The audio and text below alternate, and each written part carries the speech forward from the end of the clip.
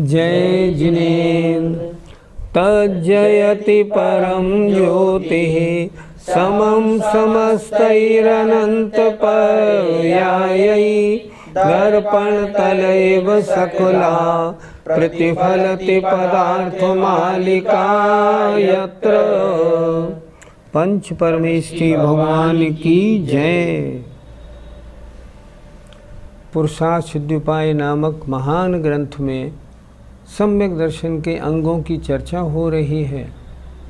7 अंगों की चर्चा हो गई।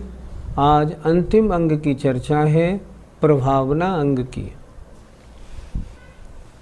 जरा सोचे तो हमने इन अंगों में क्या क्या पढ़ा। सबसे पहले उन्होंने बताया सम्यक दर्शन का स्वरूप क्या है। 7 तत्वों का जैसा का तैसा श्रद्धान करना सम्यक दर्शन है। इस संबंध में हमने कुछ थोड़ा और भी बताया था। ये बताया था सबसे पहले सच्चे देव शास्त्र गुरु की परिभाषा समझे। सच्चा देव कौन? जो वीतराग हो, सर्वज्ञ हो और हितोपदेशी हो। जो रागी द्वेषी है, जो वस्त्र परिग्रह सहित है, नहीं, वो कभी भी सच्चा देव नहीं होता। इसलिए उसकी वंदना नहीं करनी। हमारे द्वारा वंदित कौन है? 9 देवता, 5 परमेष्ठी, जिन वाणी, जिन धर्म, जिन चैत्य और चैत्यालय। इसके अलावा कोई आपको कितना ही समझाए कि अन्य देवी देवता हैं, ये शासन देवता हैं, ये जैन धर्म के हैं, ये सम्यक दृष्टि हैं, कोई कुछ भी कहे, 5 परमेष्ठी में गर्भित हैं तो हमारे द्वारा पूजनीय है, नहीं तो नहीं। सम्यक दृष्टि ऐसा होता है। तो पहले सच्चे देव, सच्चे शास्त्र, जो प्राचीन आचार्यों की मूल संघ की पद्धति है, उनके अनुसार जो शास्त्र लिखे गए हैं, जो बड़े बड़े आचार्यों ने लिखे हैं, ये पठनीय हैं। जिन शास्त्रों में नीचे के भावार्थ एकांत का प्ररूपण लिए हुए गड़बड़ कर दिए गए हैं, वो मेरे द्वारा पढ़ने पढ़ने योग्य नहीं। अन्यथा मैं बनना क्या चाहता हूँ, बन कुछ और जाऊँगा। नहीं, ऐसे नहीं, ये सच्चे शास्त्र नहीं हैं। यहाँ का प्रकाशन सही नहीं, क्योंकि इनके भावार्थ में मिलावट है। सच्चे गुरु की परिभाषा, जो 28 मूल गुणों का पालन करते हो, ये सच्चे गुरु हैं। पीछी कमंडलू तो है ना, तो पीछी कमंडलू की वंदना नहीं करोगे। हमारे यहाँ पीछी कमंडलू वंदनीय नहीं होते। हमारे यहाँ दिगंबरता भी वंदनीय नहीं होती। हमारे यहाँ चारित्र संयम की पूजा है। अगर वो दिगंबर भी हैं और संयम का पालन, 28 मूल गुणों का पालन नहीं करते हैं, समझना ये दिगंबर सच्चे गुरु की श्रेणी में नहीं आते। सबसे पहले अगर सम्यक दृष्टि बनना है, अगर क्यों लगा रहे हैं आप, बनना ही है हमें तो सम्यक दृष्टि, और सम्यक दृष्टि बनना है तो सबसे पहले सच्चे देव शास्त्र गुरु के अलावा अन्य देव शास्त्र गुरु को छोड़ दीजिए।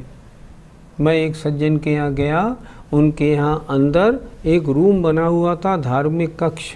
धार्मिक कक्ष को मैंने देखा, उसमें 2 दिक्कतें मैंने पाई। मंदिर के सामने देवी देवताओं के चित्र भी लगे हुए थे।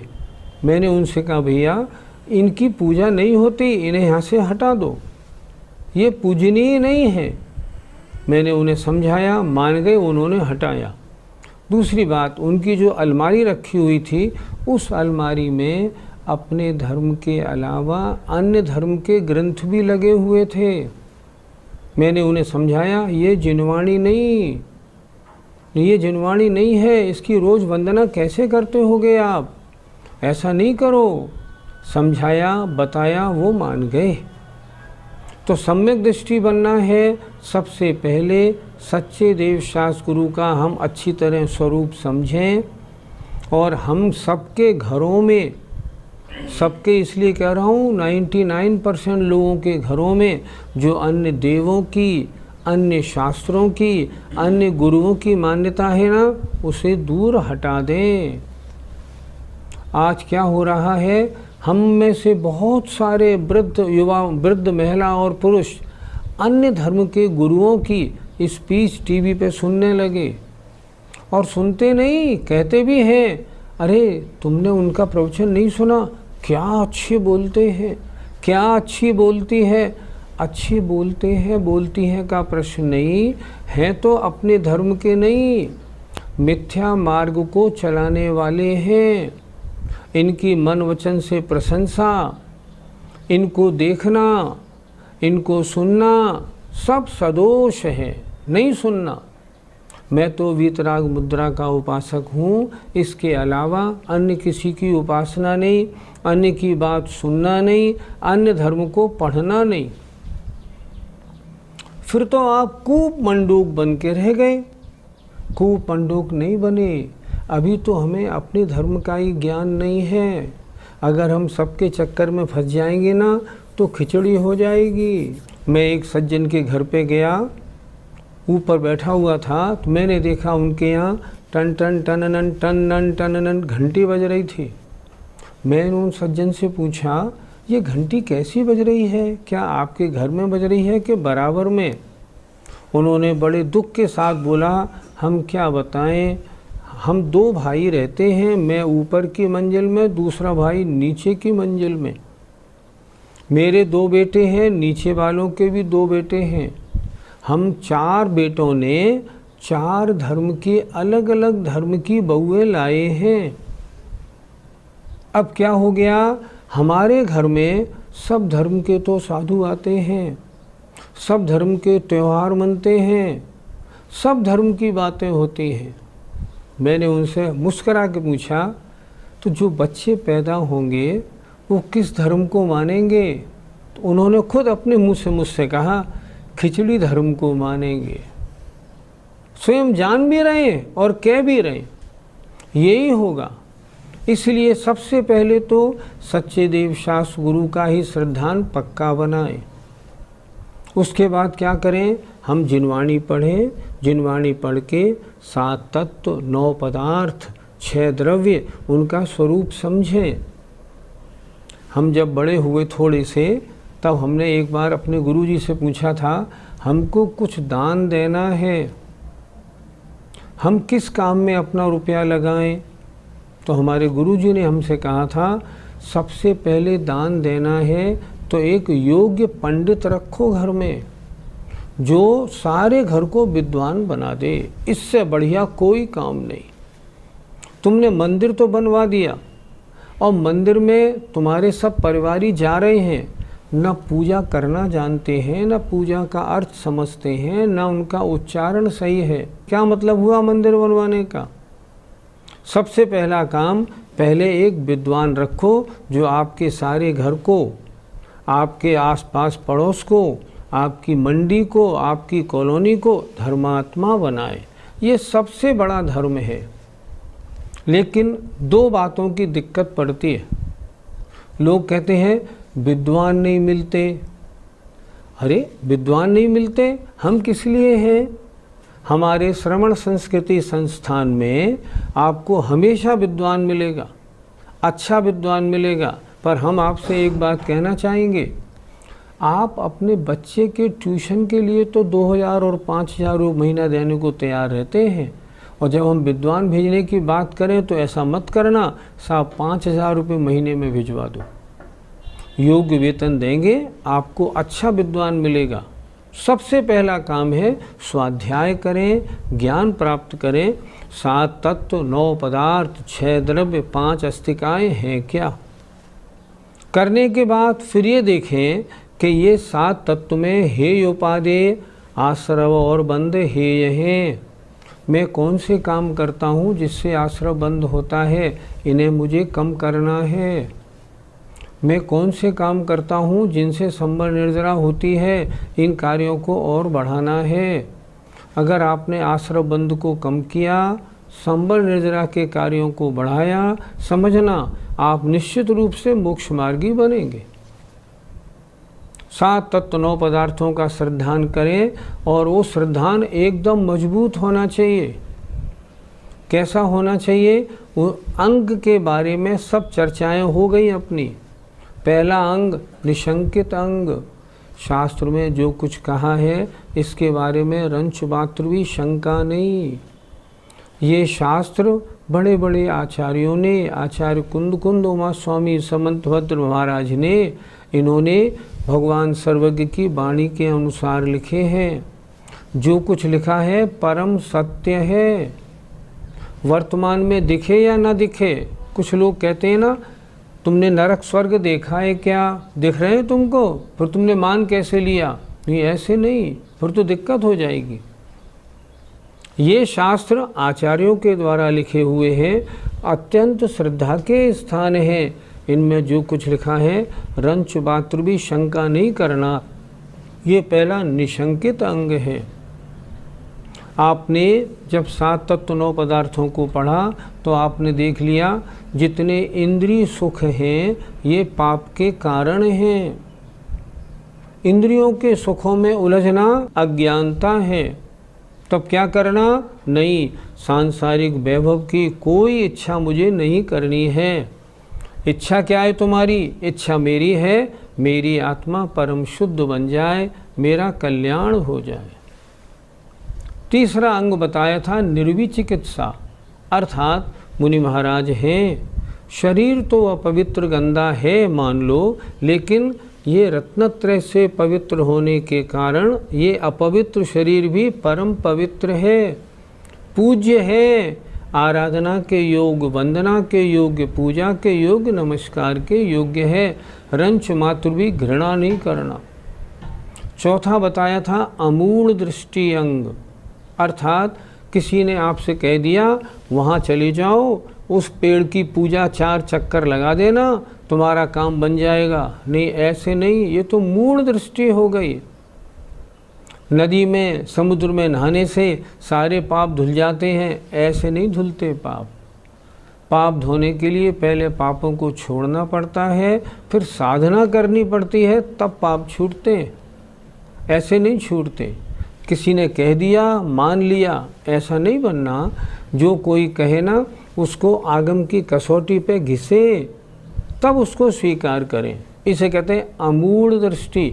नज़र कैसी हो? मूर्खतापूर्ण नहीं हो। 5वां अंग बताया था उपगूहन।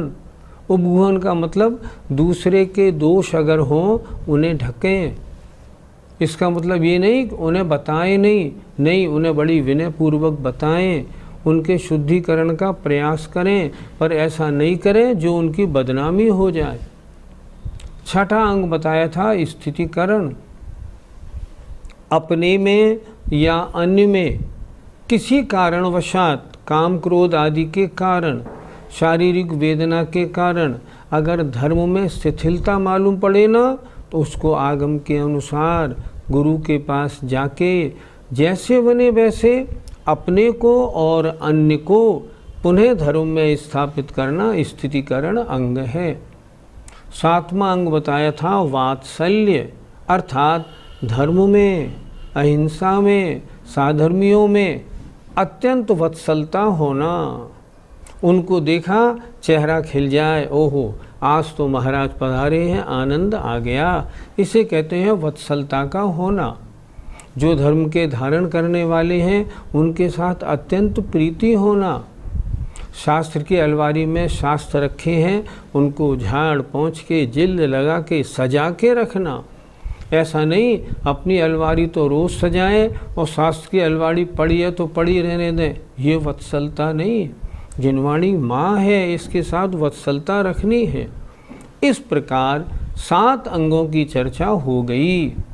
मैंने संक्षेप में इसलिए आपको बताया आज कि आप में से बहुत से दर्शक हमारे कभी होते हैं, कभी नहीं होते, तो आज इन सातों अंगों को समझना है। ज़रा दूरबीन लगा के अपनी आँख में देखिए कि आप में इन सात में से कौन सा अंग नहीं है, कौन सा अंग कमज़ोर है। जो अंग कमज़ोर हो उस अंग को मजबूत करें और जो अंग है नहीं उसे अपने में लाएं। अगर ऐसा करेंगे तो क्या होगा, जरूर सम्यक दर्शन होगा, अंग सहित होगा, शुद्ध सम्यक दर्शन होगा और आपको कल्याण के मार्ग की ओर ले जाएगा। तो आइए अब एक अंतिम अंग और बचा है, प्रभावना। अब उसकी चर्चा करते हैं। किताब में देखिए, आत्मा प्रभावनीयो, आत्मा प्रभावनीयो, रत्नत्रय तेजसा सततमेव, रत्नत्रय तेजसा सततमेव, दान तपो जिन पूजा, दान तपो जिन पूजा, विद्यातिशयैश्च जिन धर्मः, विद्यातिशयैश्च जिन धर्मः। बोलिए, आत्मा प्रभावनीयो, रत्नत्रय तेजसा सततमेव, दान तपो जिन पूजा, विद्यातिशयैश्च जिन धर्मः। आत्मा प्रभावनीयो, आत्मा की प्रभावना करनी चाहिए। कैसे करें, रत्नत्रय रूपी तेज से। कब करें, सततम एव, निरंतर ही। क्या अर्थ हुआ, आत्मा की निरंतर ही रत्नत्रय रूपी तेज से प्रभावना करनी चाहिए। ये अपनी बात हो गई। प्रभावना अपनी भी होती है और धर्म की भी होती है। अब धर्म की प्रभावना कैसे करें, दान के द्वारा, तप के द्वारा, जिन पूजा के द्वारा और विद्या, इनकी अतिशय माने विशेषताओं के द्वारा जिन धर्म की प्रभावना करनी चाहिए। पंडित जी, अपनी प्रभावना कैसे करें? अपनी आत्मा की प्रभावना रत्नत्रय रूपी तेज से होती है। अर्थात मुनि बने तो ऐसा मुनि बने जो जो देखे वो ये कहे, देखो तो सही रत्नत्रय का कैसे पालन करते हैं। वाह, ये तो ऐसा लगता है जैसे चौथे काल के मुनि हों। इनको देख के तो और जितने अन्य धर्म वाले हैं वो भी उनके पास आके मस्तक झुकाते हैं कि ऐसी हमने, ऐसा रत्नत्रय, ऐसा तेज, ऐसी साधना हमारे अन्य धर्मों में भैया नहीं होती। तुम्हारे ये साधना जो है ये बहुत ही उत्कृष्ट है। अगर ऐसा है तो धर्म की प्रभावना होती है।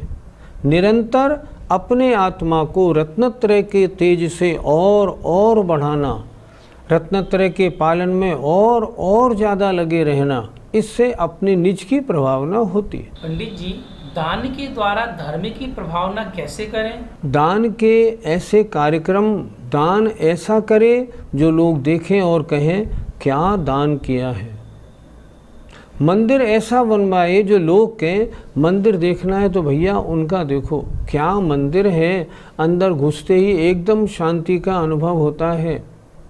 दान ऐसे दे जो आसपास पड़ोसी सारे ये कहें भैया सच्चा जैनी तो यही है, जैन धर्म कितना अच्छा है, देखो खूब दान देता है, कमाता खूब है, दान भी खूब देता है। किसी को कष्ट हो, बीमारी हो, पढ़ाई नहीं हो, सर्दी हो, फौरन व्यवस्था करे। ऐसे करने से जैन धर्म की प्रभावना होती है। पंडित जी, तप के माध्यम से कैसे प्रभावना होती है?